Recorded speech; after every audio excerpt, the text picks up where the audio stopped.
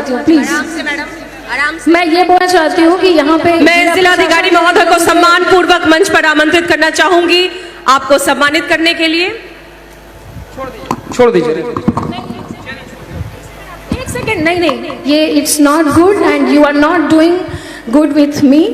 And ऐसे इस कलाकार की इस तरह से बेइज्जती नहीं होनी चाहिए कि कोई कलाकार गा रहा हो और आप बार बार बीच में। एक second, no no, it's not done.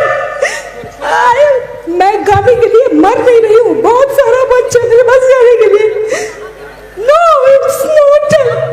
यहाँ के जिला प्रशासन, आपने बहुत ही गलत किया, बहुत ही गंदा एक्सपीरियंस है मेरा। 10 साल बाद यहाँ की बेटी को इस तरह से सम्मान दिया, बहुत गलत किया। इसका न्याय थावे वाली माँ करेंगी, मैं बोल के जा रही हूँ।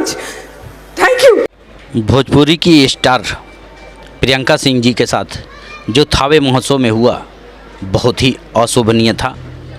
गोपालगंज की बेटी थावे महोत्सव में एक कार्यक्रम कर रही थी।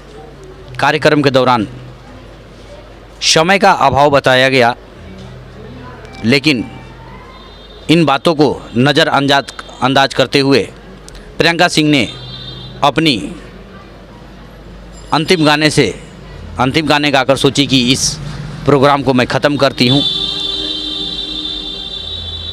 हालांकि उन्हें सूचना मिला कि समय कम है, किसी कारणवश प्रोग्राम को रोका जा रहा है, फिर भी उन्होंने अपने मधुर आवाज़ के माध्यम से ए मेरे वतन के लोगों गाना को शुरुआत की और सोची कि कुछ क्षण में ही इस गाने को ख़त्म कर देते हैं।